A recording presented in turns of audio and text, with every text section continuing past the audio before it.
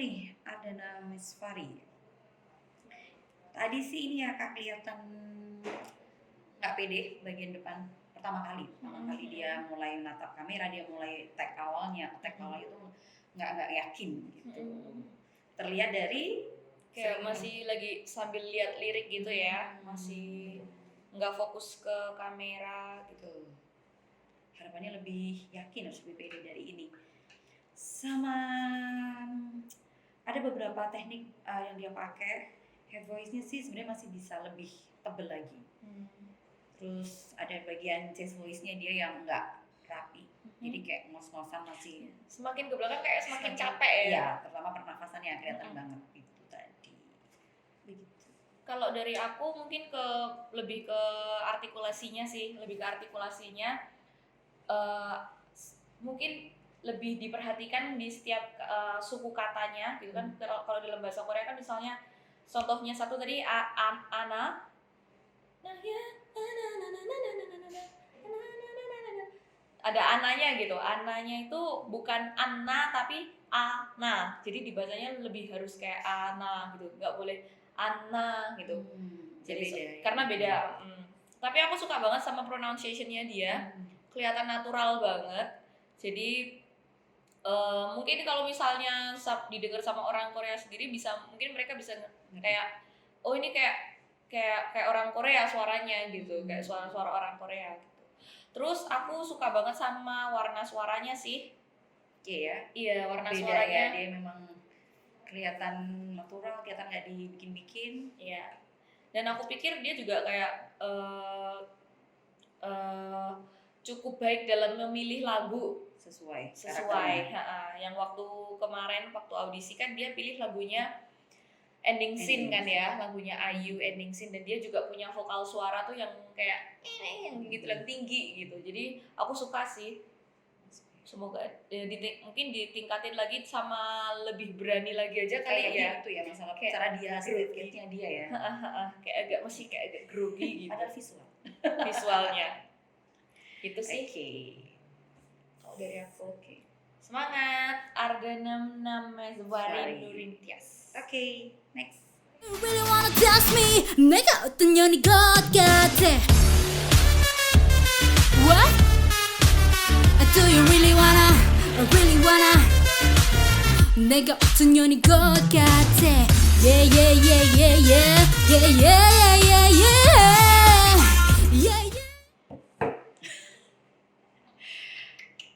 Bagaimana kakak?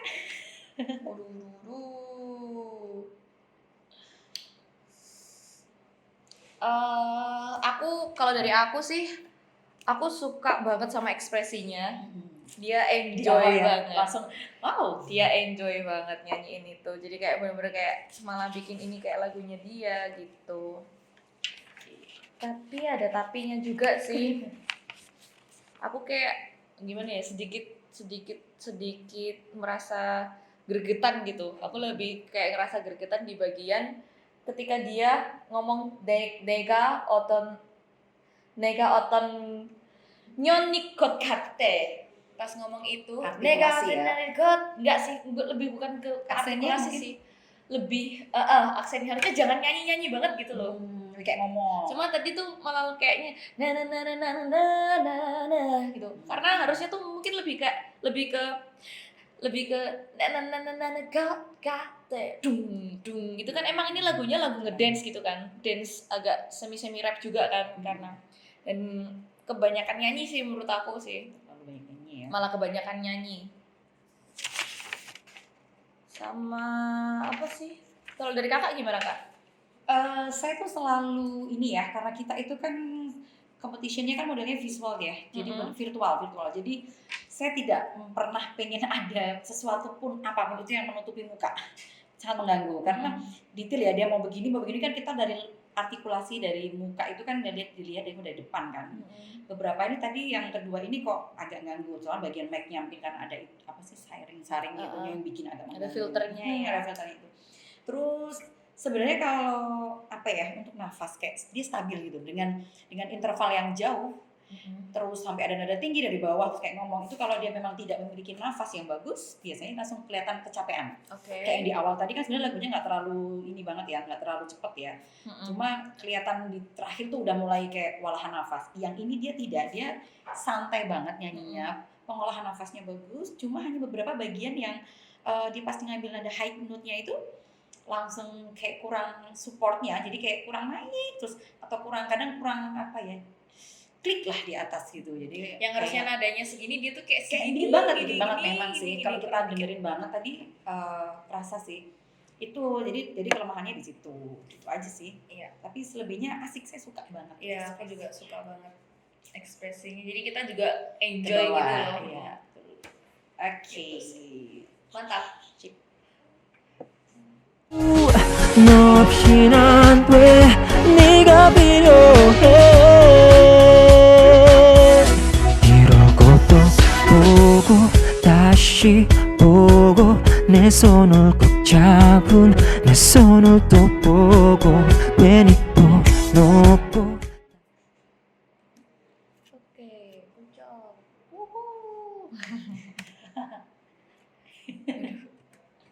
Ya, macet lagi. Oke. Wahyudi.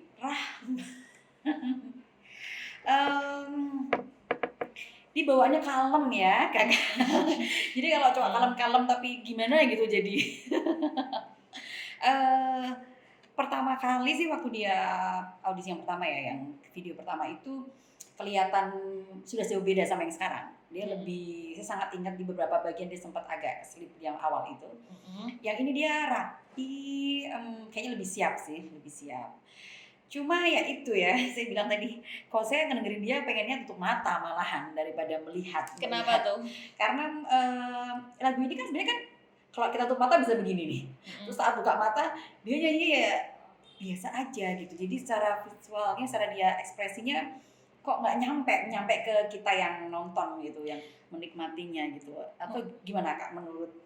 Kak Anya? Menurut aku mungkin karena emang matanya off sih. Ya, jadi karena nggak on nggak terekam ya. jadi kayak miring. meskipun dia nggak lihat kamera, tapi dia tuh kayak ada tatapannya. Niga pirohe gitu. Harusnya tuh kayak niga pirohe, lebih kayak Ada enjoy reaksi lagi. di mata. Ada matanya tuh gimana ya ngejelasin ya? Kalau mata on sama off gitu lah istilahnya. Gitu. Tapi Kayak semakin off, ke ya. belakang semakin enak sih. Iya, makanya itu jadi semakin oke deh. Dia mulai enjoy ya gini. Ya sih, betul. Karena dia juga bukan suara bass ya. Jadi bawahnya menurut saya tetap ya memang begitu, memang nggak bisa yang low banget, memang warnanya bukan itu. Terus sama suara sama lagunya cocok. Dan gak ketinggian ya. Kalau yang kemarin tuh kayaknya agak ketinggian, jadi capek begitu ke belakang capek. Riff and Run lumayan deh, lumayan nggak terlalu bad banget sih. Tapi sebenarnya masih bisa lebih rapi lagi, lebih santai lagi. Jadi notnya ada beberapa yang turunnya itu nggak terlalu apa ya, belum luas, masih kelihatan belum kayak nggak apa ya, masih bisa lebih dari itu. Terus endingnya habis nafas dikit. Wow, gimana emang sayang sekali itu, tapi saya suka sekali. Habis pas dia itu kalau kita merem gini asik gitu, cuma kalau mulai aduh gemes jadi. Iya. Untungnya makin ke belakang dia makin oke lah. Kalau dari aku mungkin aku mau nambahin ke pronunciation-nya aja sih. Pronunciation-nya udah bagus banget, udah bagus. Tapi masih ada beberapa yang perlu dipelajarin karena emang pronunciation bahasa Korea tuh emang susah banget ya. Aku pun kayak belajarnya tuh sampai sekarang sebenarnya masih banyak belajar soal pronunciation. Terutama di bagian EO yang O sama itu tuh dia masih kebaca kalau O tuh masih kayak O. Jadi harus lebih O lagi. Jadi kalau EU-nya dia itu masih kayak gitu, nggak boleh kayak Sundaan, harus lebih ke Korea lagi gitu. Soalnya ada kata-kata misalnya contohnya sonul itu tuh ting ya, jadi ada kata-kata sonul di situ, tapi dia bacanya masih kayak sonul gitu, sonul gitu. Itu terus yang tadi. Karena aku paling dengar tadi soal yang niga pirio he kan, tapi dia bacanya bukan piryohe tapi piryohe, itu beda, pi sama pi, dan bacanya harus piryohe gitu. Sama sometimes niganya jadi nega, itu beda ya, niga itu kamu, nega itu aku, jadi kadang-kadang kayak salah gitu, Salah ya. gitu. Tapi udah sih itu aja pronunciation-nya. Overall ya suka sekali saya juga. Nice. 누군가의 한숨 그 무거운 숨을 내가 어떻게 헤아릴 수가 있을까요? Alright. Oke, Ada yang terpana-pana. aku merinding ya tadi. Bagian masuk chorusnya loh enak banget. Chorus yang pertama tadi ya. Dia pinter mainin perasaan orang. Kita terbawa. Aduh, pinter membawakan lagunya, pinter mainin teknik-tekniknya, kasih dinamika harus kayak gimana gitu. Enak banget, aku suka banget. Terus gimana ya? Jadi karena dia enak nyanyinya kayak gitu, kita jadi nggak terlalu merhatiin yang lainnya gitu. Jadi kayak aduh, terlalu enak. Terbawa. Dan ekspresinya dia juga pas banget dan nggak too much gitu. Cuma tadi sempet agak pitchy setelah dia improve naik tinggi itu kan improve-nya dia sendiri itu. Improve-nya dia sendiri terus agak Kayak nggak siap ya. jadi kayak agak pitchy. Terus aku ada catatan sedikit soal pronunciation-nya. Menurut aku pronunciation kamu sedikit too much karena jadi terdengar kayak gimana ya? Ya terdengar too much gitu sih. Mungkin kayak misalnya 괜찮아요 내가 안아줄게요 itu bagian aku jadi medok ya. Yang 괜찮아요 내가 안아줄게요 itu, tapi dia lebih kayak 괜찮아요 내가 안아줄게요. Terlalu banyak ini ya. Terlalu Kasih banyak. terlalu too much gitu menurut aku. Mungkin lebih belajar lagi pronunciation-nya. Udah sih. Kayak ya itu aja deh dari aku. Iya, untuk ini dari aku sih karena memang kita audisi awal tuh tahu bahwa dia memang memiliki teknik yang rapi ya dibanding yang ini. Dia kelihatan kalau untuk lagu-lagu yang seperti ini itu memang dia aman. Ya oke lah, dia pinter memutuskan untuk mengambil lagu ini gitu. Yang ini dia lebih siap dari apa ya? Lebih dapat dari yang kemarin. Terus berbicara juga matanya enak banget waktu dia ngomong. Jadi kita kayak nonton tuh nggak pengen. Jadi sampai tadi beberapa ada yang lupa gitu. Cuma memang membuat orang jadi menikmati saat dia bernyanyi. Cuma ada beberapa memang nanti ada catatan. Tapi saya suka banget sama perpindahan dia waktu dia ngambil powerful tiba-tiba langsung ngambil head voice lembut. Itu nggak gampang. Iya tuh. Kalau dia memang nggak punya teknik yang bisa apa ya yang memang dia matang sih bisa langsung lepas nadanya. Kalau enggak head voice-nya terus nggak dapat. Iya. Tapi dia asik banget. Tapi memang ada beberapa tadi kayak mungkin dari improv tadi ya, tiba-tiba balik ke nada itu ada beberapa yang nadanya juga nggak kontrol juga, dia lupa. Terus sama beberapa ini head voice-nya sebenarnya ini ya masih kelihatan banget jumlah antara chest voice sama head voice-nya. Jadi tipisnya jadi bikin boros nafas itu catatannya. Latihan terus head voice-nya biar bisa mempertahankan tetap stabil itu kan kelihatan. Kalau kamu sudah terlalu banyak desahnya di head voice-nya akhirnya boros nafasnya. Begitu, tapi selebihnya saya sudah sangat menikmati. Iya. Lagunya cocok juga buat dia pintar main ini. Nice. Good job Keisha Aurelie Azarin. 행복하고 싶었던 바람 너까지 울게 만들었을까 모두 잊고 살아가라 내가 너 찾을 테니 Oke. Oke.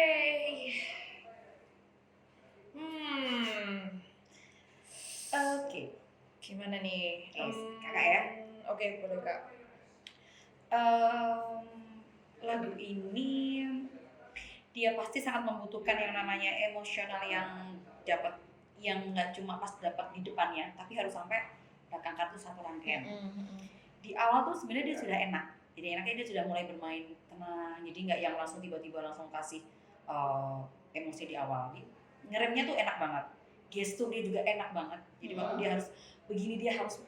ada gerakan-gerakannya yang kalau kita diem aja tuh nggak akan nyampe. Nah dia pintar, dia bermain gesturnya tuh asik banget. Iya. Terus dia juga bijaksana dalam memakai teknik. Jadi dia tahu bahwa ini nggak perlu harus di-push dengan teriak-teriak gitu. Iya, benar. Dia bagi head voice-nya, dia dibagi chest voice-nya, itu enak banget. Cuma memang karena memang ini mungkin live ya. Jadi hampir semua ini peserta ya itu pasti ada salah satu beberapa nada itu yang kurang tinggi lah atau kurang apa ya, kurang tepat, terutama itu di bagian beberapa part tuh mesti ada gitu, karena memang live. Karena memang kalau sampai bertune banget itu berarti emang keren banget. Cuma kalau di sini memang lagunya memang susah, dia udah meleng dikit, dia udah nggak fokus lagi, pasti nadanya bisa lepas dari dari lagunya. Jadi sayang sih ada beberapa tadi yang saya rasa kayak kurang nendangnya kurang yakin. Jadi ada beberapa yang belakang terutama. Kalau di depan saya sudah sangat suka, itu enak banget. Enak banget, kalau bagian chorusnya tuh dia asik banget gitu. Tadi aku tuh mau agak kurang setuju soal dinamika malah, tapi setelah kakak bilang gitu terus aku kayaknya berarti itu yang aku maksud. Karena kayak semakin ke belakang tuh aku kayak ngerasa dia kurang greget gitu loh. Kehilangan. Iya. Dan sebenarnya awalnya pun juga aku ngerasa dia kayak kurang sedih gimana ya, kayak kurang itu tuh kayak kurang cerita. Kayak kurang penyampaiannya tuh kurang gitu pas awal-awal. Harusnya masih bisa kasih ada desahnya, masih lebih sedesah terus kayak agak falset sedikit gitu. Jangan jadi kayak main asli nada asli. Ya bener banget. Nah itu sih tadi yang aku mau kasih catatan itu di situ. Terus mungkin ke pronunciation lagi. Menurut aku pronunciationnya masih kurang sih, dari pronunciationnya kurang. Aku nggak tahu kenapa suka kalau dia nyanyi lagu cepet kayak yang sebelumnya itu ini ya. Lebih kelihatan dia banget gitu. Kayaknya nggak berat ya ini ya. Iya. Ini ya. Dan ya mungkin emang ini lagunya susah banget sih. Emang sedikit harus ganti teknik vokal gitu kan. Tapi aku suka ekspresinya dapat banget gitu. Sama ya itu pronunciation sih lebih ke mungkin harus belajar lagi supaya biar tidak terdengar medok mungkin ya, medok atau A-I-U-E-O-nya ya. A-I-U-E-O-nya masih kurang, jadi kayak dia kadang-kadang kayak nggak mau mangat tuh loh kak. Itu namanya apa ya? Kalau dalam teknik gitu, jadi kayak cuman misalnya hanbon kurang gitu, kurang hanbon gitu, tapi dia kayak hanbon gitu kayak kurang gitu. Sama tadi usupke jadi kayak usupke gitu, kayak kurang gitu. Ya, itu aja sih. Tapi aku jadi sedih kalau nonton dia, kayak sedih terbawa lagunya. Tapi tadi lucu ya, mic-nya dikasih. Iya, dia niat ya loh sama dia. Lighting-nya bagus. Aku suka visualnya dia. Visualnya bagus banget. Itu nilai plus sih menurut aku. Oh ya, catatan. Oke, itu aja sih. Semangat Runi.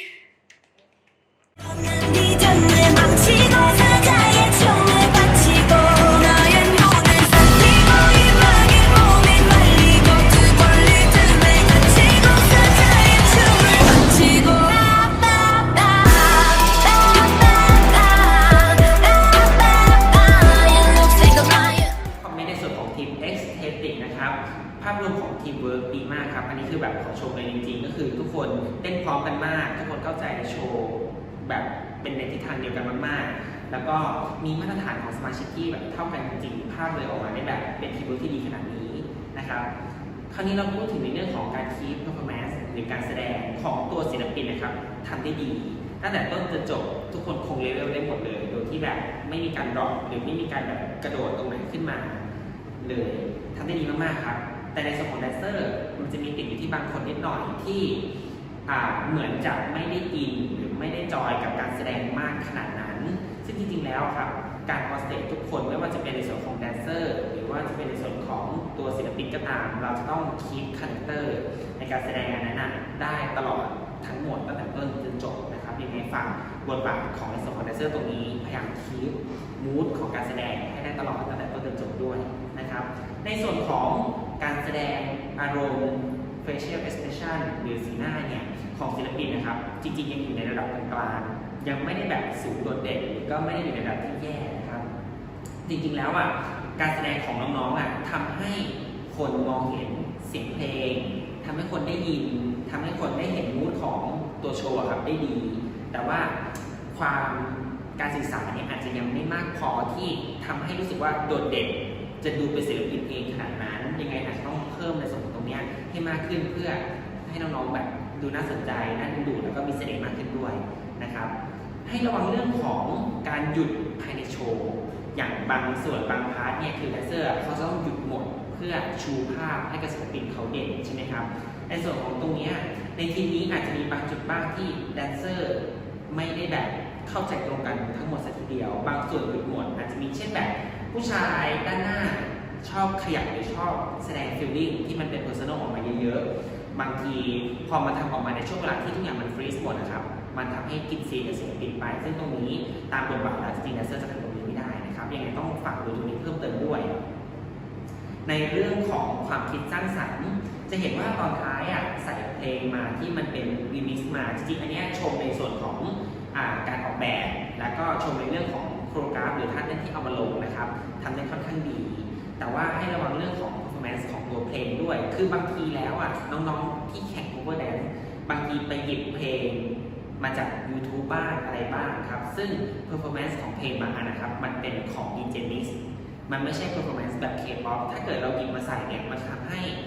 ภาพ performance โดยรวมครับมันไม่สมดุลมันไม่บาลานซ์หรือมันทำให้ขัดกันยังไงเรื่องของการเลือกเพลงตรงนี้ต้องระวังด้วยนิดนึงเป็นเรื่องที่ค่อนข้างสำคัญนะครับแต่ว่าภาพรวมทั้งหมดแบบ overall เลยนะครับจริงๆดีครับชอบมากเลยเป็นทีมที่ทีมเวิร์กดีมากๆภาพรวมดูคลีนดูแบบพร้อมเพรียงมากๆเลยในนี้ขอชมจริงๆนะครับหมดแล้วครับของ Aesthetic I'm the mafia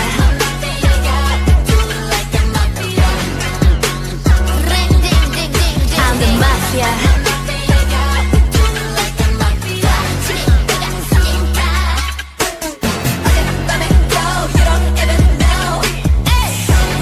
누구일까 mafia Girls on Rhythm นะครับชมมันแรกก่อนเลยคือชอบการลำดับโชว์มากครับคือตั้งแต่ต้นจนถึงแบบเข้าเพลงที่2เนี่ยคือมิกซ์เพลง2เพลงเข้ากันได้ลงตัวมากๆแล้วก็น่าสนใจมากนะครับทำได้ดีเลยนะคือทีมนี้เนี่ยโดยรวมของสมาชิกการแข่งมีมาตรฐานความสามารถของทีมครับที่เท่ากันแต่ว่าทั้งหมดเนี้ยอาจจะต้องพัฒนาเพิ่มขึ้นไปอีกครับเพราะว่าจากภาพการเต้นทั้งหมดตรงเนี้ยยังค่อนข้างเบาอยู่นะรายละเอียดจะไม่ค่อยชัดนะครับด้วย performance ของผู้หญิงเนี่ยโดยรวมส่วนมากแล้วมันจะแลกมาด้วยดีเทลรายละเอียดของร่างกายที่ค่อนข้างเยอะพอสมควรอยู่แล้วตอนนี้ภาพที่น้องๆทำขึ้นมาได้มันอาจจะเห็นดีเทลไม่ชัดมากขนาดนั้นคือด้วยตัวท่าสมบูรณ์แหละแต่ว่าแบบอาจจะต้องเพิ่มในส่วนของรายละเอียดให้เยอะขึ้นถ้าน้องๆได้เบสิกการเล่นเยอะขึ้นนะครับจะดีมากๆเลยน้องๆก็จะดูมืออาชีพมากยิ่งขึ้นนะครับฟีลลิ่งในการแสดงตอนนี้ครับมันยังน้อยไปนิดหนึ่งนะคือจริงๆกับฟีลลิ่งมีในการแสดงเนี่ยตั้งแต่ต้นจนจบน้องๆสามารถเล่าได้คีย์เพอร์ฟอร์แมนซ์ได้อะไรได้นะครับแต่ว่าระดับมันยังไม่ถึงกับการเป็นศิลปินขนาดนั้นอาจจะด้วยเรื่องของลิปซิงค์ที่ไม่ตรงด้วยการแสดงของสายตาสีหน้าการเล่นหูเล่นตาอะไรอย่างเงี้ยครับยังค่อนข้างน้อยคือด้วยอิจีครับอิจีมีคาแรคเตอร์ที่ค่อนข้างชัดมากๆเขามีเอกลักษณ์ส่วนตัวที่แบบมีความยูนิคมากๆเลยนะคือพี่เคยเจอเขาในงานมาจริงๆอะไรจริงๆอย่างเงี้ยเขาเป็นมีออร่าที่โดดเด่นมากๆถ้าเกิดน้องๆเรื่องของ EG ขึ้นมา cover แล้วน้องๆอาจจะต้องเก็บเอกลักษณ์ของศิลปินตรงนี้เก็บคาแรคเตอร์หรือจุดเด่นของเขาตรงนี้มาให้ได้ชัดเจนมากยิ่งขึ้นด้วยนะครับแล้วก็มันถึงจะส่งภาพให้มันเป็น EG ได้จริงๆนะระวังเรื่องแรงในการเต้นครับน้องๆจะต้องเทคแรงตั้งแต่ต้นจนจบได้สมมติถ้าเกิดน้องๆมีในสถานะร่างกายไม่พร้อมหรืออะไรอย่างเงี้ยมันจะทำให้ภาพมันก็จะเสียไปเพราะอย่างในวิดีโอเนี้ยน้องๆช่วงท้ายจะดรอปเห็นได้ชัดว่าดรอปแล้วมีผลกระทบกับตัวโชว์ค่อนข้างมากพอสมควรสมมติถ้าเกิดว่ามันเหนื่อยง่ายหรือยังไงอย่างเงี้ยอาจจะต้องแบบออกกำลังกายเพิ่มไหมหรืออาจจะต้องแบบหาวิธีการจัดการสมดุลของร่างกายในช่วงของโชว์ครับได้ดีกว่านี้ นะจะได้ไม่มีผลกระทบกับตัวโชว์รวมถึงคือเราจะได้เต้นได้แรงขึ้นด้วยได้กว้างขึ้นด้วยยังไงฝากคือออดิทึมนะครับก็พัฒนาต่อฝึกซ้อมในเชิงของดีเทลครับให้เยอะฝึกซ้อมในองค์ประกอบมากกว่าแค่คนท่าเยอะๆภาพจะดีขึ้นครับLet's grow. So bring it on, bring it on, bring it on. 미안해 호랑이 더 거침없이 세상에 널 막고 풀어놔 너의 걱정거리 씹어먹어야 미 Hands in the air 등은 보이지만 깨워봐 깨워봐 Hurry up wake up Excited บาหลีนะครับเป็นอีกทีมหนึงที่มีมาตรฐานความสามารถเนี่ยค่อนข้างเท่ากันทุกคนเข้าใจ move เข้าใจจังหวะเข้าใจเพลงเข้าใจแบบการสื่อสารของตัวโชว์ที่เหมือนกันหมดเลยแต่ว่าทั้งทีมจะต้องเพิ่มระดับให้มากขึ้นกว่านี้นะครับอย่างแรกเลยที่เราจะมาคุยกันก็คือเรื่องของการเต้นให้กว้างขึ้นการทำเลเยอร์ให้สมบูรณ์ยิ่งขึ้นนะครับด้วยความว่าตอนนี้บางคนสูงบางคนตัวใหญ่แต่ว่าเต้นค่อนข้างเล็กมากคือถ้าเรา move ไม่เต็มที่เนี่ยมันไม่เหมาะกับสรีระของเรามันทำให้ภาพเราดูเต้นเบาและก็เต้นแคบด้วย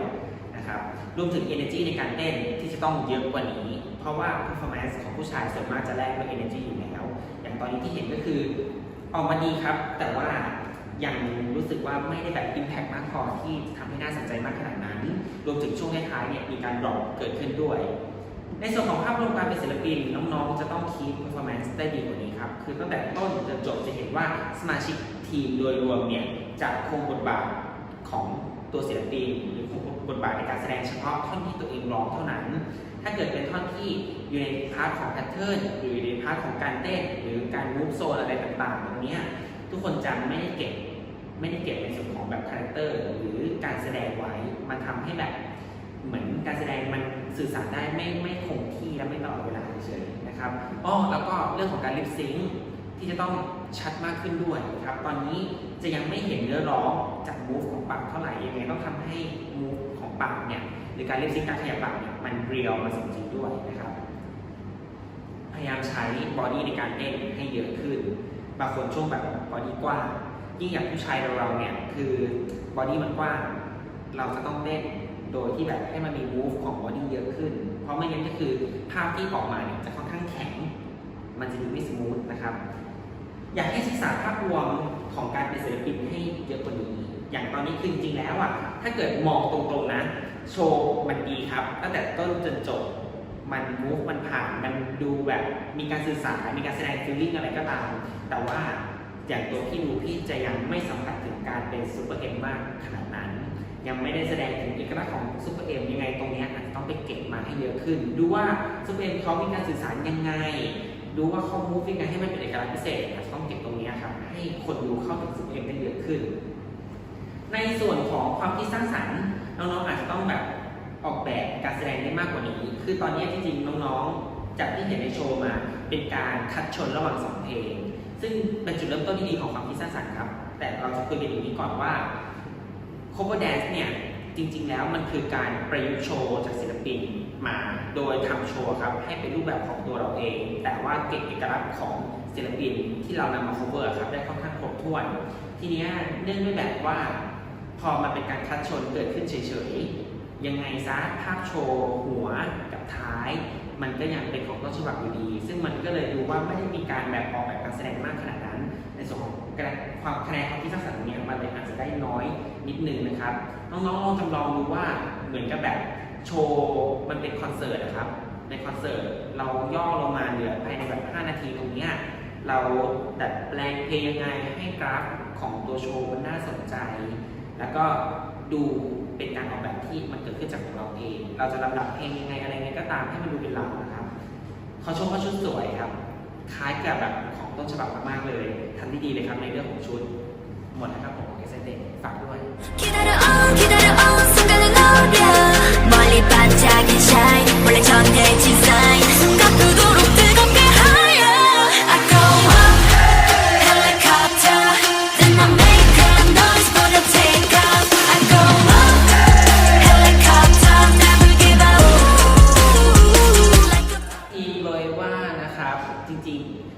ภาพการเต้นสมบูรณ์มากครับองค์ประกอบโดยรวมของโชว์ดีมากจริงๆเลยถ้าเกิดว่าได้ดูของจริงน่าจะแบบสนุกมากๆทั้ง ตัวศิลปินทางแดนเซอร์คือทำหน้าที่ของตัวเองแบบได้ดีมากจริงๆนะครับไม่มีอะไรติมากเลยนะครับที่ระวังในเรื่องของแพทเทิร์นอย่างเดียวครับอย่างแรกเลยก็คือจะเห็นได้ว่าตั้งแต่ต้นจนจบโชว์เนี่ยหลายจุดมันจะไม่สมดุลมากๆช่องไฟในการเต้นแบบเดี๋ยวแคบเดี๋ยวกว้างยังไงให้ระวังเรื่องนี้นะครับโชว์มันจะได้ดูแบบสมดุลกันตั้งแต่ต้นจนจบนะครับรวมถึงการเข้าออกของแดนเซอร์บางทีแม้กระทั่งในการ move ออกเราอาจจะยังต้องคง keep performance ไว้ให้มันเป็น move ที่เหมาะสมกับตัวโชว์อันนี้ที่เห็นได้ครับอย่างแรกคือจะค่อนข้างรีบบางจุดก็คือต้องเต้นแล้วแต่ยังเข้าแบบไม่ถึงเลยแล้วก็เป็นการวิ่งที่ดูแบบเป็นไฟลนมากๆนะครับให้ระวังเรื่องนี้ด้วยภาพมันจะดูรกไปหมดเลยนะครับเรื่องทักษะการเต้นดีครับน่าสนใจมากๆเลยไม่มีอะไรติดขัดเลยนะครับระวังอย่างเดียวคืออย่ารีบครับต้องใจเย็นๆในการเต้น move มันจะต้องเหมาะสมกับจังหวะจริงๆคือแม้ว่าเราจะ move ลงจังหวะจริงๆก็ตามนะครับ timing จะต้องเหมาะสมไม่เร็วจนเกินไปด้วยนะครับไม่งั้นภาพจะดูรวนไปหมดนะครับ feeling ในการแสดงของตัวศิลปินทำได้ดีมากนะครับเพิ่มเอกลักษณ์ CLC นิดนึงทุกอย่างสมบูรณ์แบบเลยนะสำหรับเรื่องความคิดสร้างสรรค์นะครับน้องๆคืออันนี้เป็นอันนึงที่อยากจะฝากกับทีมโดยว่ามากๆเลยคือต้องให้ความสำคัญกับตรงนี้เยอะๆนะครับหากกติกาในการแข่งเต้นมีบอกว่าให้คะแนนเรื่องของความคิดสร้างสรรค์น้องๆจะต้องออกแบบการแสดงเพิ่มเติมขึ้นด้วยการเต้นเพลงเดียวเลยคือการที่น้องๆครับหยิบโชว์ของ CLC ครับมาลงกับตัวของน้องๆเองเลยทั้งหมดเท่ากับน้องๆครับไม่ได้มีการออกแบบโชว์การแสดงอะไรเพิ่มเลยในส่วนของตรงนี้คะแนนน้องๆก็จะกลายเป็นศูนย์ไปถ้าเกิดว่ามันมีในหมวดของความคิดสร้างสรรค์ซึ่งไม่อยากให้น้องๆเสียตำแหน่งกับเรื่องแบบนี้ครับความสามารถโดยรวมดีอะไรดีเพราะฉะนั้นอยากให้เก็บคะแนนในทุกช่องอ่านกติกาให้ดีนะครับระวังเรื่องการส่งคลิปในการแข่งขันน้องๆต้องเช็คทั้งหมดด้วยครับว่ามันชัดทั้งหมดไหมมันสมบูรณ์ทั้งหมดไหมนะครับอย่างที่เห็นในคลิปที่ส่งมาในการแข่งขันครั้งนี้ช่วงท้ายๆจะมีจุดหนึ่งที่มันเอาโฟกัสไปซึ่งถ้าตามหลักการแข่งขันแบบออนไลน์จริงๆถ้ามันเป็นงานจริงจังน้องๆอาจจะถูกปรับฟาวล์ได้นะครับหรือในทางกลับกันเป็นผลประโยชน์กับน้องๆเองจุดนั้นเกิดเป็นจุดที่ดีที่สุดที่น้องๆทำได้หรือเป็นจุดที่ดีที่สุดในโชว์น้องๆก็จะเสียโอกาสอย่างนี้กันไปยังไงฝากด้วยครับ Never get the keys to my lock 더 정진하게 상상력 좀 발휘해봐 네가 쫓던 토르소를 부숴대란 이미 너도 아는 wanna place I should don't wanna fight 날 가질수록 원한다 엄마가 잘봐 끝을 보길 원한다면 자극해봐 이건 나를 위한 JNLT Pricing นะครับอย่างแรกเลยชมก่อนเรื่องคือชอบชุดในการแสดงมากนะครับดูใกล้เคียงกับ performance ของศิลปินมากแล้วก็ตอนอยู่ในคลิปทุกอย่างดูดีมากจริงๆนะครับส่งกับภาพโชว์แล้วก็ส่งกับบุคลิกของคนแสดงได้ดีมากๆเลยในเรื่องของลายการเต้นนะครับเพลงนี้คือท่ามันเร็วด้วยมันมีท่าเหวี่ยงแขนค่อนข้างเยอะมีท่าอะไรที่แบบเป็นลักษณะของภาพนำสายตาค่อนข้างเยอะให้ระวังเรื่องของความคมชัดและความพร้อมในการเต้นนะครับโดยรวมจากดูในคลิปเนี่ยภาพจะยังค่อนข้างรกและก็ไม่พร้อมกันหลายจุดนะครับรวมถึงน้องๆเนี่ยน่าจะต้องทำท่าให้มันสมบูรณ์ 100% จริงๆคือตอนนี้จุดอ่อนของเราเลยจริงๆหลายๆท่อนท่าที่น้องๆทำจะค่อนข้างดูกำกวมครับพี่มองไม่ออกว่าน้องๆทำท่าอะไรและก็ลงในจังหวะไหนยังไงคือฝากทำท่าให้มันสมบูรณ์ 100% ให้มันพร้อมกันภาพโชว์มันจะได้ดูสมบูรณ์นะครับเรื่องของการโคฟศิลปินเนี่ยคือจริงๆแล้วการโคฟศิลปินที่เป็นโซโล่มันเป็นเรื่องที่ทำได้ค่อนข้างยากนะไม่ได้หมายถึงว่าทำไม่ได้แต่อาจจะอยู่ในเลเวลที่ยากกว่าทำแบบกลุ่มเพราะว่าอะไรเพราะว่าน้องๆที่เป็นศิลปินหรือคนที่เป็นเซนเตอร์ตรงกลางคนนี้จะต้องมีความโดดเด่นน้องๆต้องสามารถดึงสายตาผู้ชมให้อยู่กับน้องๆได้ตลอดซึ่งแปลว่าคนที่อยู่โซโล่ตรงกลางหรือคนที่เป็นศิลปินเดี่ยวครับจะต้องเก่งมากจริงๆอะไรจริงๆยังไงก็คืออาจจะต้องฝากพัฒนาตรงนี้เพิ่มเพราะตอนนี้น้องๆจะยังกลืนไปกับแดนเซอร์อยู่พอสมควรนะครับยังไงฝากเรื่องของมูดหรือการวางภาพให้เป็นศิลปินที่มากขึ้นแสดงฟีลลิ่งให้เยอะขึ้นเก็บคาแรคเตอร์ของศิลปินให้ได้เยอะขึ้นน้องก็จะดูน่าสนใจมากขึ้นนะครับพยายามพัฒนาทักษะของทั้งทีมนะครับคือตอนนี้จริงๆองค์ประกอบโดยรวมดูแล้วดีจริงๆภาพมันไปด้วยกันได้นะครับมาตรฐานเท่ากันแต่ว่ามันจะน่าสนใจมากขึ้นกว่านี้ครับถ้าเกิดว่าน้องๆสามารถโชว์ภาพ ได้มืออาชีพมากยิ่งขึ้นยังไงอาจจะต้องฝากตรงนี้เพิ่มด้วยในเรื่องของความคิดสร้างสรรค์เช่นกันครับก็คือถ้าในกติกามีออกมาบอกว่าให้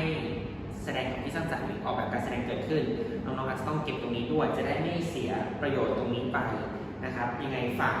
ให้ความสำคัญกับตรงนี้ด้วย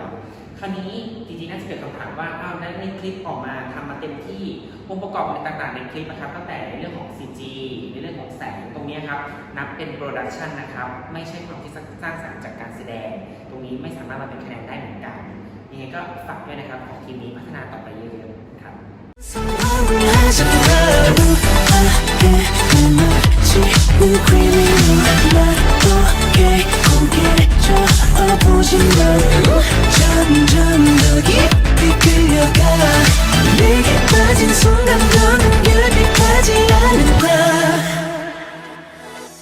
หรับน้องเยฮูดะนะครับจริงๆคือพี่ชอบเรื่องการ create production หรือองค์ประกอบโดยสถานที่ให้มันดูมีอะไรมากขึ้นนะครับมีการใช้แสงมีการใช้โปรเจคเตอร์เข้ามาช่วยก็ซึ่งทำได้ดีเลยนะทีนี้แนะนำเรื่องของการเต้นนะครับน้องอาจจะต้องเต้นให้กว้างขึ้นกว่านี้นิดนึงนะครับแล้วก็รวมถึงคือจะต้องมีดีเทลที่ชัดขึ้นด้วยเนื่องจากน้องเป็นคนที่สูงและก็เป็นคนที่ผอมมันเลยทำให้การเต้นนะครับดูเล็กกว่าคนที่แบบบอดี้บึนกว่าปกตินิดนึงนะยังไงต้องเพิ่มตรงนี้เยอะๆเลยแล้วก็ฝากเรื่องของการใช้บอดี้และก็จังหวะด้วยภาพมันจะได้ดูมืออาชีพมากขึ้นนะครับเต้นให้ลงจังหวะเยอะๆใช้บอดี้ในการเต้นเยอะๆเรื่องของฟีลลิ่งนะครับจริงๆแล้วเท่าที่พี่ดูองค์ประกอบโดยรวมแล้วพี่จะยังไม่ค่อยรู้สึกถึงแทนมินมากเท่าไหร่นะอาจจะต้องศึกษาดูเอกลักษณ์ของ move ของแทนมินนะครับให้ได้เยอะกว่านี้สื่อสารยังไงอะไรยังไงอย่างเงี้ยอาจจะต้องเก็บให้ได้ครบกว่านี้แล้วก็แสดง feeling ให้มันเข้มข้นกว่านี้ด้วยคือจริงๆตอนนี้เวลามาดูแล้วมันจะรู้สึกแค่ว่ามี feeling ในการแสดงแต่ว่าไม่ได้เป็นเลเวลในระดับของแบบศิลปินมากขนาดนั้นนะจริงๆทั้งหมดภาพรวมดีครับอาจจะต้องเพิ่มเลเวลทุกอย่างให้เยอะขึ้นเป็นคนที่มีทักษะทุกอย่างครบถ้วนแต่อยู่ในเลเวลที่น้อยหน่อยภาพมันเลยแบบไม่ชัดเจนไปแบบในทิศทางใดทิศทางหนึ่งนะฝากเพิ่มเลเวลทุกอย่างให้เยอะขึ้นแล้วภาพจะดูสมบูรณ์ครับ 이제 더는 사랑하는 법도 잊었고 배려하는 마음도 잃었고 등을 돌린 채로 살아가기 바쁜 건 익명의 파멸을 감췄던 사람이 가득한 지식 끝을 봐도 배고픈 듯한 이제 만족해 นะครับคอมเมนต์สำหรับน้องดีว่าแอนดิก้านะครับช่วงแรกน้องเปิดมาได้ดีครับใส่ performance แบบไลฟ์มาก็น่าสนใจแล้วก็รวมถึงลิปซิงค์ได้ค่อนข้างเรียวด้วยนะครับในส่วนของการเต้นเนี่ยน้องๆจะเต้นชัดที่แขนกับขานะครับแต่ว่าอาจจะยังขาดช่วงบอดี้นิดหน่อยนะครับมันเลยทำให้ภาพรวมมันดูแข็งในระดับหนึ่งเพราะว่าอย่างผู้ชายเราเนี่ยช่วงบอดี้มันจะกว้างการที่เต้นและมีบอดี้ด้วยมันจะทำให้เราเห็นกรุ๊ปได้เยอะขึ้นมันทำให้การเต้นดูโฟลว์ขึ้นดูอะไรขึ้นนะครับฝึกการใช้บอดี้เยอะๆแล้วก็เทคแรงการเต้นให้ดีนะครับเพราะว่าน้องในช่วงท้ายเนี่ยจะดูว่าเหนื่อยแล้วทำให้ทุกอย่างมันเอาคอนโทรลไปหมดมันไม่สามารถควบคุมได้ทั้งในเรื่องของการเต้นแล้วก็ฟีลลิ่งด้วยทำให้องค์ประกอบโดยรวมของการเต้นเนี่ยมันดรอปลงเลยในช่วงท้ายในการเป็นโซโล่เนี่ยอาจจะต้องเพิ่มความเป็นศิลปินให้มากขึ้นคือของน้องครับมีการสื่อสาร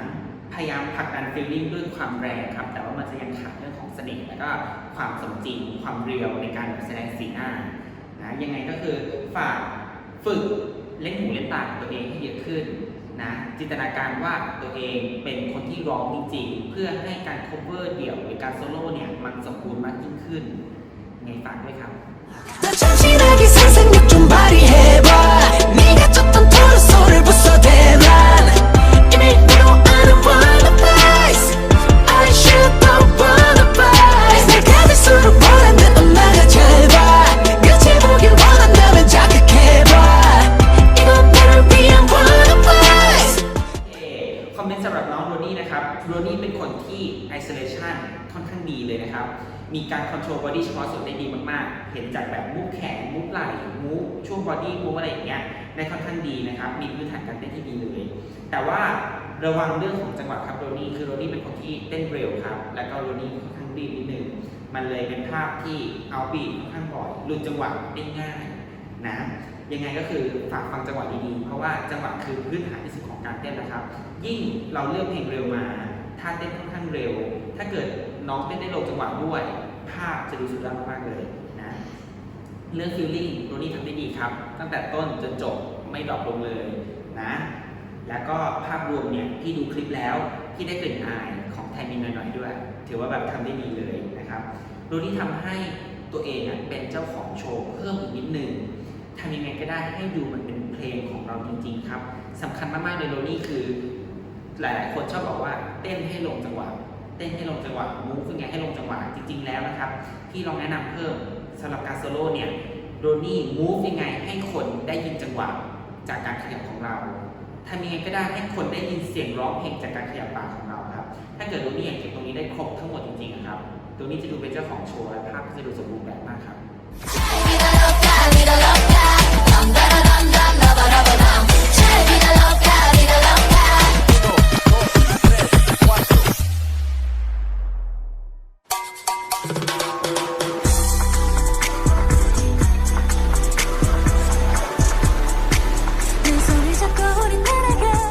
น้องคนสุดท้ายนะครับก็พี่ว่าภาพรวมของการเต้นและก็ฟีลลิ่งนะครับยังอยู่ในเวทที่ค่อนข้างน้อยนิดนึงนะในส่วนของการเต้นนะครับยังค่อนข้างเล็กและเบามากๆเลยรวมถึงก็คือการเต้นเนี่ยจะยังเหมือนทำท่าได้ไม่ค่อยสมบูรณ์เท่าไหร่นะมันยังมีความกำกวมกับบีทมันทำให้พี่มองไม่ออกว่าท่าเต้นเป็นท่าอะไรลงในจังหวะไหนยังไงอาจจะต้องฝากพยายามฝึกมูฟเต้นท่าให้มันสมบูรณ์ 100% ในบีทที่ถูกต้องนะครับทำอย่างนี้ให้เยอะๆขึ้นภาพมันจะได้ดูชัดเจนนะแล้วก็ฝากเพิ่ม energy ในการเต้นครับตอนนี้รู้สึกว่าเต้นเบาเกินไปนิดนึงนะมันจะได้แบบดูมีเสน่ห์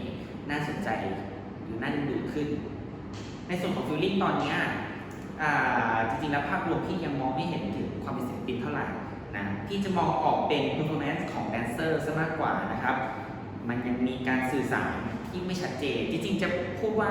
ไม่มีเลยก็ไม่ใช่คือน้องมี feeling ครับแต่อาจจะอยู่ในรูปแบบของแดนเซอร์มากกว่าที่จะเป็นในส่วนของ artist นะแล้วก็ฝากพัฒนาในเชิงของทักษะและก็ในเชิงของรายละเอียดให้เยอะขึ้นพยายามลงดีเทลในการเต้นให้เยอะๆครับแล้วก็ศึกษาการสื่อสารในเชิงศิลปินเพิ่มขึ้นสมมติถ้าเกิดเราจะเดินมาในสาย cover แล้วนะการโซโล่ทุกอย่างต้องชัดเจนครับยิ่งต้องมีทุกอย่างให้แบบเข้มข้นขึ้นมากๆเลยนะแต่จริงที่ชอบเรื่องการลำดับโชว์นะครับน้องลำดับโชว์มีการเปลี่ยนเพลงมีการเปลี่ยนชุดมันทำให้โชว์ดูน่าสนใจขึ้นในช่วงแบบกลางๆยังไงก็ฝึกฝนต่อไปครับ You know that I come first. I'm the winner, winner, winner. 그런 마지막 순간 너를 콸콸콸. 이 세상 어디도 빛은 없단 거짓에 속지는 말아줘 우리 함께. น้องมีแดนเซอร์นะครับคล้ายๆกันครับผมคือน้องจะเป็นคนเต้นชัดที่แขนและขาเป็นหลักนะครับมันพอมันไม่ได้ใช้บอดี้แล้วมันเลยทำให้การเต้นดูค่อนข้างแข็งเหมือนกันมันทำให้ภาพดูไม่โฟลว์ครับมันดูไม่มีกรูฟในการเต้นยังไงฝึกใช้บอดี้ในช่วงของการเต้นให้มากขึ้นนะครับยิ่งเราเป็นผู้หญิง performance ของผู้หญิงนะครับส่วนมากจะได้ด้วยดีเทลมากกว่า energy อยู่แล้วยิ่งเป็นโซโล่ยิ่งต้องเห็นดีเทลได้ชัดขึ้นยังไงก็คือฝึกการใช้บอดี้ให้เยอะขึ้นนะครับส่วนการใช้ feeling ในการแสดงก็เช่นกันครับคือน้องบีแดนเซอร์เนี่ยเน้นการผลัก feeling ออกมาด้วย energy ด้วย movement ของปากหรือแบบสีหน้าอะไรที่ค่อนข้างใหญ่ครับแต่ว่ามันจะยังไม่ได้เป็นการขับ feeling ออกมาด้วยเสน่ห์มันเลยดูไม่สมจริงกับการเป็นศิลปินครับน้องอาจจะต้องหัดซ้อมร้องด้วยการเปล่งเสียงออกมาจริงๆเพื่อให้ move ของปากครับหรือการลิปซิงค์เนี่ยมันดูสมจริงมากยิ่งขึ้นครับอันนี้ก็จะช่วยให้ภาพรวมมันดูมืออาชีพได้นะครับอันนี้เป็นเสริมนะครับไม่มีผลกับคะแนนก็คือเวลาจะเลือกเพลงมาเล่นโซโล่เนี่ยให้ดูท่าใน performance ของชุดนั้นด้วยว่าเขาทำมาเพื่อแพทเทิร์นสำหรับคนหมู่มากหรือเปล่าครับคือในบาง performance หรือบางรูทีนเนี่ยเวลา เขาทำมาเพื่อคนหมู่มาก เวลามันเต้นเดี่ยวครับ ภาพมันจะดูไม่สมดุล มันจะดูไม่ครบองค์ประกอบครับผม มันจะทำให้ภาพมันดูแบบดูนิ่ง แล้วก็จริงๆไม่ถึงกับดูแปลกครับ แค่จะดูไม่สมดุลเฉยๆ ยังไงพยายามเลือก performance ที่ชูภาพการเต้นโซโล่ให้ได้มากครับผมยังไงฝากตรงนี้ด้วย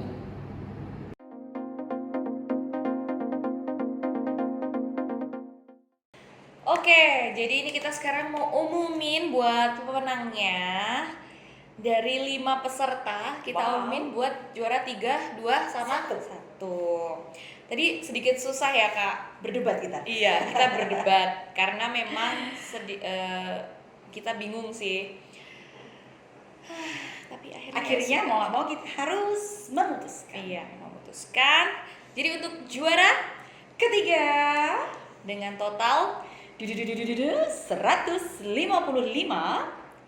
jatuh kepada 2, 1. Roni.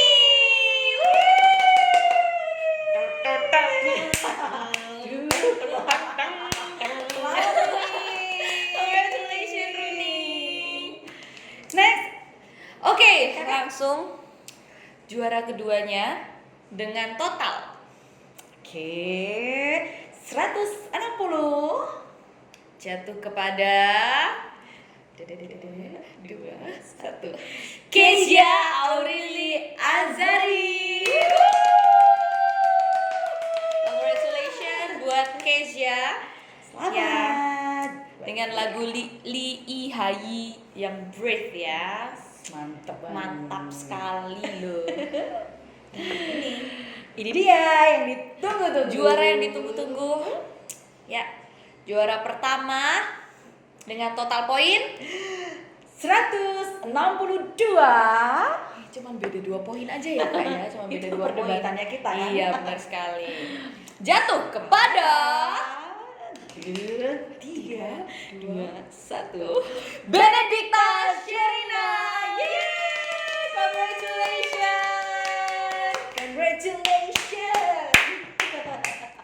Semuanya tepuk tangan. Iya. Itu tadi. Selamat ya untuk pemenang juara 3, 2 dan 1. Ya, dan untuk Yang peserta belum. yang lainnya yang belum menang, jangan berkecil hati, tetap latihan terus, Pasti dong. tetap mengikuti segala lomba yang bisa diikuti gitu ya, buat latihan Seperti pengalaman seperti saya kebetulan ya. Ya, itu aja dari kita. siap. Congratulations. Thank you.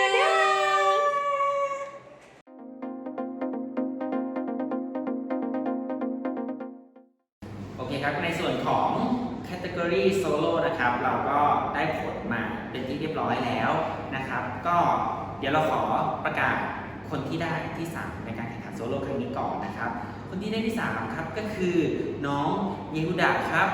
cover แทนินนะ ขอแสดงความยินดีด้วยนะครับ ส่วนลำดับถัดมาที่ 2 นะครับ ก็คือน้องดีว่าแอนดิก้านะครับ cover EXO นะครับเก่งมากครับ ขอแสดงความยินดีด้วยนะครับ ส่วนผู้ชนะในครั้งนี้นะครับ ขอแสดงความยินดีให้กับน้องโรนี่ด้วยนะครับทำได้ดีที่สุด เก่งมากๆครับผมยังไงก็ขอแสดงความยินดีกับทั้ง 3 คนนี้ด้วยนะครับ